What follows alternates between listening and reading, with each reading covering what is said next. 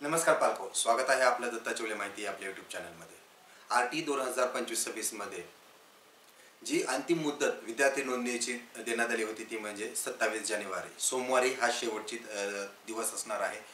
परंतु बरेचसे पालक आहेत ज्यांनी की फॉर्म रजिस्ट्रेशन तर केलेलं आहे परंतु फॉर्म अद्याप सबमिट करू शकत नाहीत। मग बरेच अडचणी असतील। बहुतांश पालकांची ही अडचण आहे की भाडे करार आणखीन हातात पडलेला नाहीये। बऱ्याच पालकांच्या उत्पन्नाचा दाखला आहे, कास्ट सर्टिफिकेट आहे, या बऱ्याच ह्या कारणामुळे अद्यापही पालकांना फॉर्म सबमिट करायला हा विलंब होत आहे। मग अशातच ही काळजी लागलेली आहे की उद्याची तारीख ही खरंच अंतिम तारीख असणार आहे का, नवीन एक वाढवून काही दिवस पालकांना भेटतील। तर याबद्दलच हा व्हिडिओ राहणार आहे। मी मागील 4 ते 5 वर्षापासून सातत्याने RT वरती व्हिडिओ बनवत आहे। त्यामुळे माझी सर्व पालकांना एक विनंती आहे की तुमच्या पाल्याचं जर ॲडमिशन RT मार्फत घ्यायचं असेल तर या चॅनलला नक्की सबस्क्राइब करायला विसरू नका, जेणेकरून तुम्हाला वेळोवेळी अचूक आणि योग्य ते मार्गदर्शन मोफत एकाच ठिकाणी उपलब्ध होईल। चला तर मग माहितीला सुरुवात करूया। मित्रो, उद्या आहे 27 जानेवारी आणि RTच्या वेबसाईटवरती अद्यापही नवीन तारीख वाढवून दिलेली नाहीये। परंतु ज्या पालकांना कागदपत्राचा विलंब होतोय तर त्यांनी काळजी करू नये, कारण 14 ते 27 म्हणजे जवळपास 13 ते 14 दिवसच देण्यात आलेले आहेत आणि इतके दिवस काय ते पुरेसे नाहीयेत। जरी पोर्टल व्यवस्थित चालत असेल, तांत्रिक बिघाड तर काही नाही झाला, परंतु विद्यार्थी नोंदणी ही 14 दिवसात संपेल असं होणार नाही।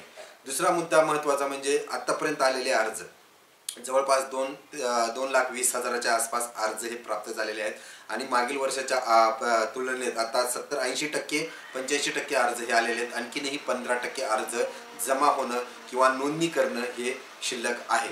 त्यामुळे दुसरा एक बाब आहे की दरवर्षीच्या तुलनेत हे अर्ज किती जमा होत आहेत याचाही एक लेखाजोखा केला जाईल आणि त्याच्या अनुसार आपल्याला तारीखवाढ मिळणार आहे। तिसरं महत्त्वाचं कारण म्हणजे तारीखवाढ होण्याचं की या वर्षी ॲडमिशन प्रक्रिया मुद्दामून लवकर सुरुवात करण्यात आली आहे। त्यामुळे यावर्षी बराचसा वेळ आहे पालकांकडे आणि शिक्षण विभागाकडे ॲडमिशन प्रक्रियेला सुरळीत आणि व्यवस्थित राबवण्यासाठी।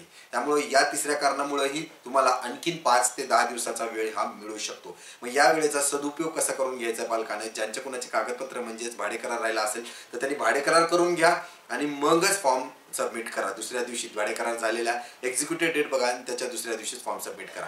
मग आता बऱ्याच पालकांना असाही संभ्रम आहे की आणखीन कोणकोणते कागद आहेत जे की अगोदरच काढले पाहिजेत।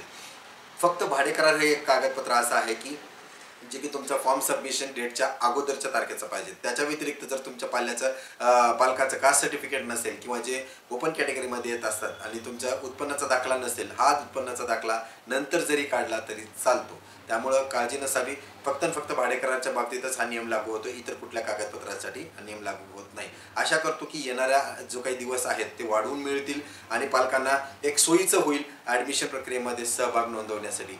RT संदर्भात जर काही माहिती हवी असेल तर कमेंट बॉक्समध्ये नक्की विचारा। सोबतच एक WhatsApp group free of cost आहे, तो जॉईन करा। चॅनलला सबस्क्राईब करायला विसरू नका। धन्यवाद।